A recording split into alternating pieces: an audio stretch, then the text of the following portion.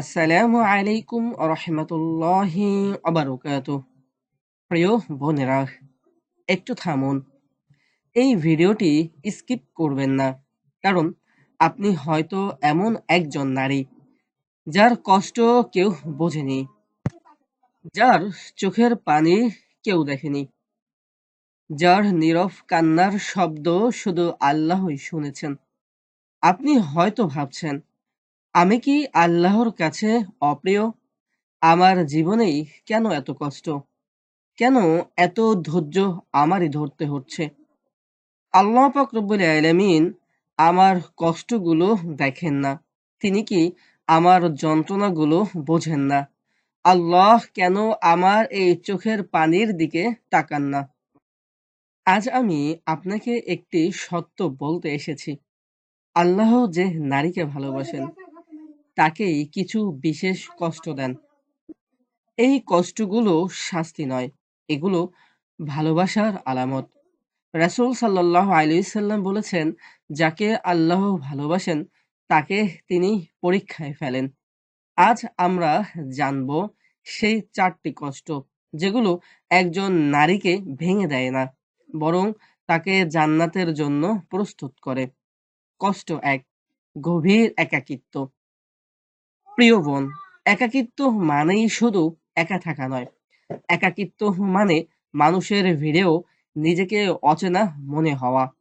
আপনি হয়তো সবার জন্য ছিলেন, কিন্তু আপনার কষ্ট বোঝার কেউ ছিল না। আপনি হাসলেন, কেউ ভাবল আপনি সুখী। আপনি চুপ থাকলেন, কেউ জানল না ভেতরে ঝড় চলছে।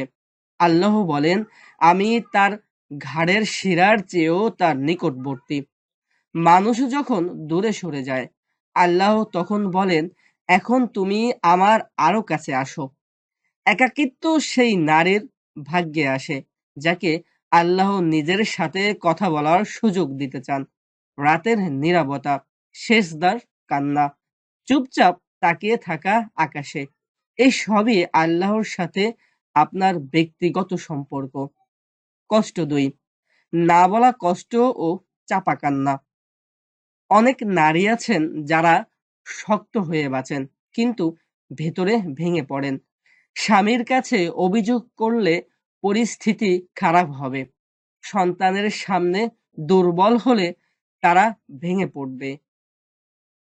সমাজে বললে লোক হাসবে, তাই আপনি চুপ থাকেন।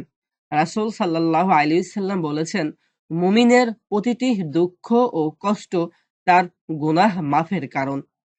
আপনার চুপ থাকা কষ্টগুলো আল্লাহর কাছে সবচেয়ে উচ্চ মর্যাদার কষ্ট।